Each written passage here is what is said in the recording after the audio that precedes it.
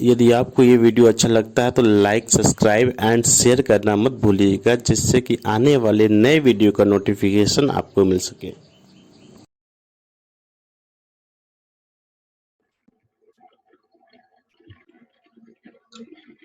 Good morning class. जैसा कि आज हमारा टॉपिक है बाल्यावस्था में संवेगात्मक विकास। बाल्यावस्था में संवेगात्मक विकास, इमोशन डेवलपमेंट ड्यूरिंग चाइल्डहुड। और क्लास में आपको पहले ही बता चुका हूँ कि इमोशंस क्या होता है, लेकिन थोड़ा सा ब्रीफ में मैं डिस्क्राइब करता हूँ। इमोशंस वह होते हैं जो हमारे मस्तिष्क में विचार होते हैं। उन विचारों को हम यदि किसी के सामने प्रकट करते हैं, बताते हैं, एक्सप्रेस करते हैं, तो वही विचार हमारे इमोशंस हो जाते हैं। इमोशन के बारे में एक साइकोलॉजिस्ट है हरलाग महोदय जी ने कहा है कि बाल्यावस्था के सामान्य संवेगात्मक प्रतिरूप में भय, चिंता, कुंठा, ईर्ष्या, जिज्ञासा, स्नेह और प्रफुल्लता अर्थात आनंद, ये सभी क्या होते हैं? ये एक संवेग है।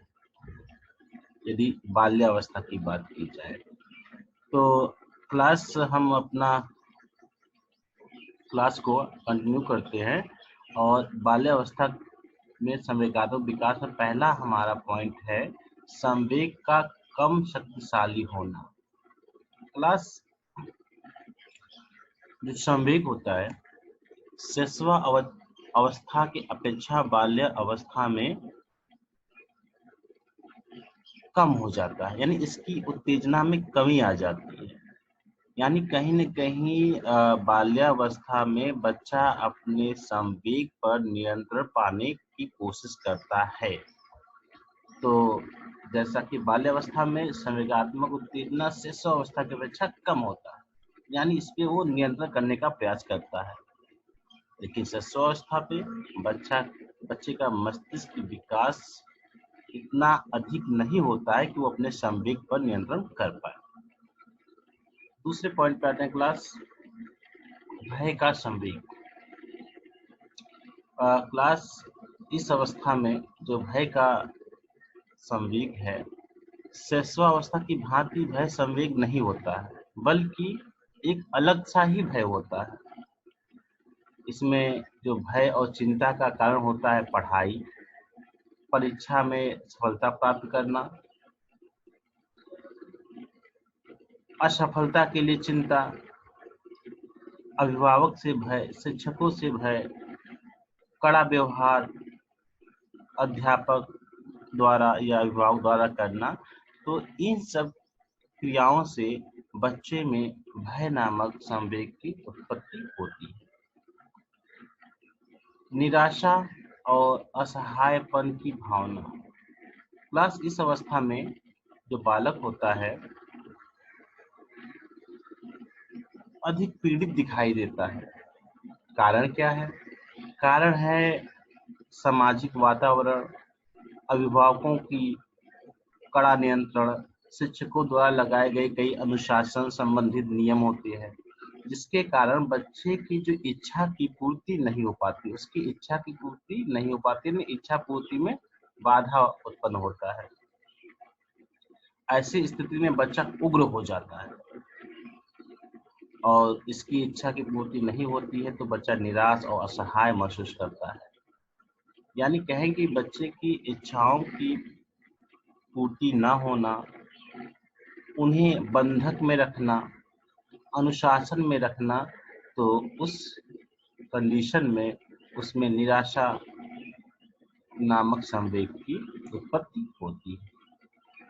ईर्ष्या द्वेष की बात करें, ईर्ष्या द्वेष संवेग की बात करें, इस आयु में बालक किसी न किसी समूह का सदस्य जरूर होता है और उसी समूह में क्रियाकलाप करता है, लेकिन किसी कारणवश उसमें ईर्ष्या द्वेष और घृणा की भावना जागृत हो जाती है। कारण क्या है क्लास? जैसे खेल कूद में भाग लेना, किसी कारण से उस बच्चे को खेल कूद में भाग न ले पाना, और जिसके कारण उसके अंदर ईर्ष्या या द्वेष की भावना जन्म ले लेता है। या अब यदि अन्य उदाहरण देखें तो क्लास जैसे भाई बहन में ये ईर्ष्या द्वेष अधिकतर देखा जाता है, जिसका कारण है पेरेंट्स की। किसी बच्चे पर पेरेंट्स विशेष ध्यान देते हैं, किसी बच्चे पे पेरेंट्स ध्यान नहीं देते हैं। तो इसमें क्या होता है, वो एक दूसरे के प्रति द्वेष की भावना रखते हैं, ईर्ष्या की भावना रखते हैं, जिसको हम इंग्लिश में कहते हैं जेलसी। यदि हम विशेष बच्चों की बात करें तो यदि किसी घर में एक नॉर्मल बच्चा हो, एक विशेष बच्चा हो, तो नॉर्मल बच्चे पे अधिक ध्यान देना और विशेष बच्चे पे कम ध्यान देना भी उन बच्चों के बीच ये जलसी अर्थात ईर्ष्या या द्वेष की भावना उत्पन्न हो जाती है। तो ईर्ष्या द्वेष संवेग हो गया। अब क्रोध। क्लास इस अवस्था में विरोध के कारण उसमें हताशा आ जाती है और उसकी स्वतंत्रता की इच्छा की पूर्ति में बाधा पड़ने पर उन्हें क्रोध आता है। क्लास देख लेना, हो सकता है टाइपिंग में कोई सेंटेंस मिस प्रिंट हो गया हो, तो इसको आप सेंटेंस पढ़ोगे उसके अनुसार आप सुधार सकते हो। क्रोध का कारण क्या हो सकता है? क्रोध का कारण क्लास इस मतलब कहें कि इस संवेग का कारण क्या हो सकता है? तो हो सकता है जो वयस्क हैं, बड़े लोग हैं, उनके कार्यों की आलोचना करते हों कि नहीं तुमने बहुत गलत किया, ऐसा नहीं करना चाहिए था। या जो माता पिता होते हैं अपने बच्चों की तुलना दूसरे बच्चों से करते हैं और दूसरे बच्चों को ही अच्छा बताते हैं, वो अच्छा है पढ़ने में, तुम नहीं हो। वो उसी दूसरे बच्चे की प्रशंसा करते रहते हैं, जिसके कारण बच्चे में क्रोध नामक संवेग जन्म लेता है। जिज्ञासा। क्लास क्यूरियोसिटी बहुत ज्यादा रहती है बच्चों में। शैशवावस्था में भी क्यूरियोसिटी रहती है और बाल्यावस्था में भी क्यूरियोसिटी रहती है, लेकिन इनके रूप बदल जाते हैं। क्लास जैसे कि अगर हम शैशवावस्था की बात करें तो इस अवस्था में बच्चा खिलौनों को, जो यहाँ पे गलत है, खिलौनों को, ये सेंटेंस गलत है, पौधों लिखा है। यहाँ पे क्या होता है, खिलौनों को खोल के खोलता है, बनाता है और उसको समझता है, छोटे छोटे खिलौने, और उसकी कार्यप्रणाली को समझता है।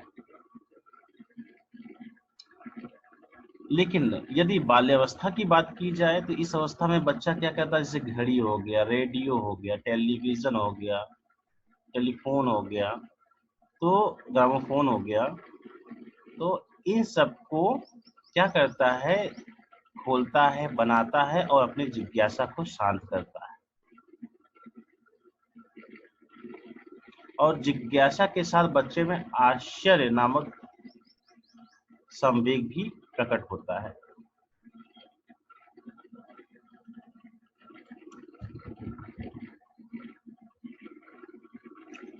अगर हम नेक्स्ट आते हैं 7वें नंबर पे, तो स्नेह भाव यानी अफेक्शन, लगाव।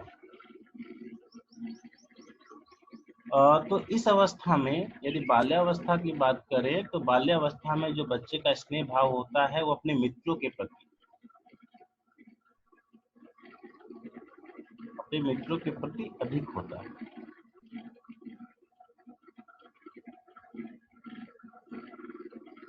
जिनके साथ वो रहना पसंद करता है उनके साथ वो अफेक्शन ज्यादा होता है। या यूं कहें कि शैशवा अवस्था से बाल्यावस्था में जो स्नेह भाव होता है वो एकदम अलग होता है। यहाँ पे क्लास ये शैशवा अवस्था होना चाहिए, शिशवा लिखा है, यहाँ पे आप शैशवा अवस्था कर लीजिए। अगर आगे बात करें प्रफुल्लता की, प्रफुल्लता यथार्थ प्रसन्नता या जॉय की बात करते हैं। इस अवस्था में बालक विनोद प्रिय आदि अधिक होता है और वो यानी इस अवस्था को एक आनंददायक अवस्था कह सकते हैं, क्योंकि इसमें बालक क्या करता है कि कोई घटना, असाधारण घटना को देख लेता है या किसी को गिरते हुए देखता है या लड़ते हुए देखता है या मारपीट करते हुए देखता है तो बहुत प्रसन्न होता है।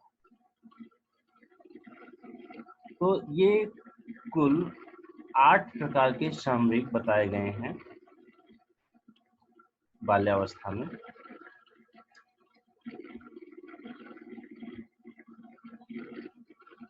तो क्लास, मुझे आशा है कि आपको समझ में आया होगा।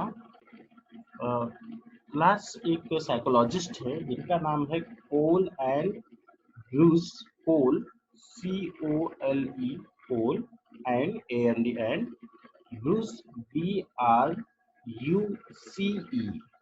इन्होंने कहा है कि जो बाल्यावस्था होती है, बाल्यावस्था को संवेगात्मक विकास का अनोखा काल कहा है। तो क्लास मैं चाहूंगा कि आप सभी इस वीडियो को देखने के साथ साथ नोट्स भी कंप्लीट करें इस वीडियो से, तो मुझे ज़्यादा खुशी होगी, जिससे कि आपका नोट्स भी कंप्लीट होता रहे। तो क्लास, थैंक यू। फिर हम नेक्स्ट इस क्लास में मिलते हैं आपसे और अन्य टॉपिक पे फिर हम बात करते हैं। Thank you very much.